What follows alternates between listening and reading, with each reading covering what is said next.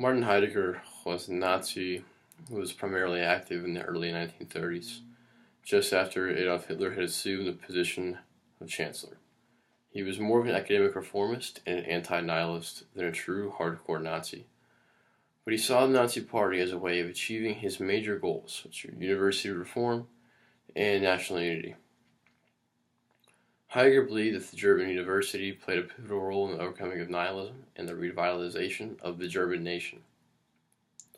Heidegger was elected the rectorate of Albert Ludwig University of Freiburg in the late April 1933, and he joined the NSDAP, the Nazis, a little over a week later on the 1st of May 1933. In his inauguration address to the students at the University of Freiburg, now titled The Self-Assertion of a German University, he lays out his vision for the historic university. Heidegger said, "The assumption of the rectorate is a commitment to the spiritual leadership of this institution of higher learning.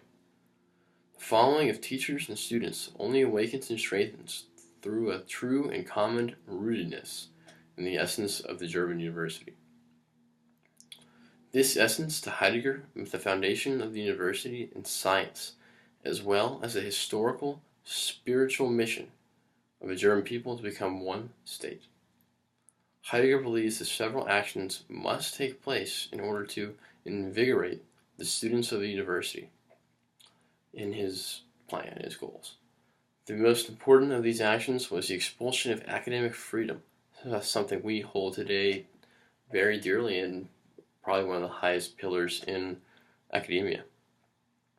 Heidegger goes on to explain that this was not genuine freedom because, quote, it primarily meant lack of concern, arbitrariness of intentions and inclinations, and lack of restraint in what was done and left undone. The concept of the freedom of the German student is now, with the expulsion of academic freedom, brought back to its truth. Heidegger institutes 3 bonds which are required if the student is to become a proper follower of the truth. The first is a Volksgemeinschaft, or the bond to the national community. This bond obligates to help carry the burden of and to participate in actively the struggles, strivings, and skills of all the estates and members of the people. The second bond is Verdienst, or military service. This is the most Nazi-ish bond of all 3. This bond demands the readiness secured by knowledge and skill, and tightened by discipline to give the utmost in action. The last of these 3 bonds is Wissendienst, or knowledge service.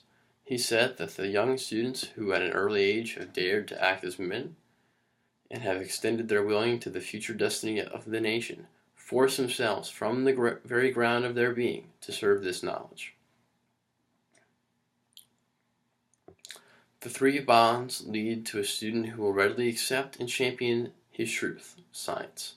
To him, this is, quote, the primordial and full essence of science, whose realization is our task, provided we submit to a distant command of the beginning of our spiritual historical existence.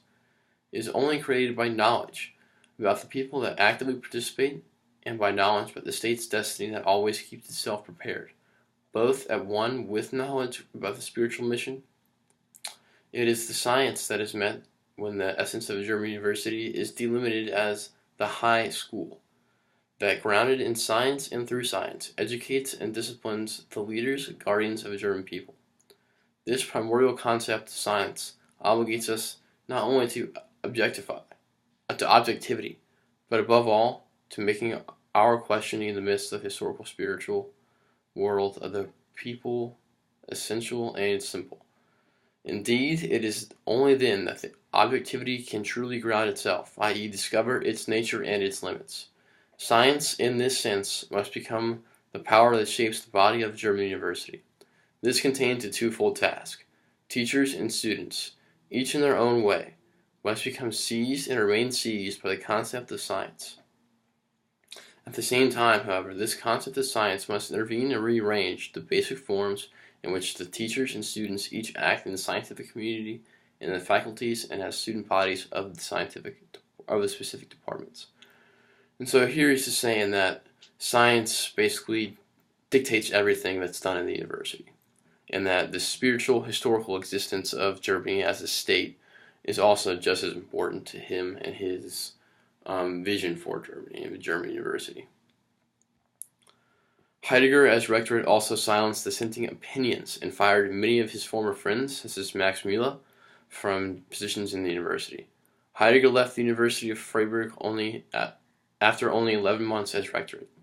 He said this was due to the demands for the resignation of Deans Erich Wolff and Wilhelm von Mellendorf at Karlsruhe, though it was more likely due to widespread ridicule from national level Nazi insiders such as Alfred Rosenberg. And that's it. Oh, that's all.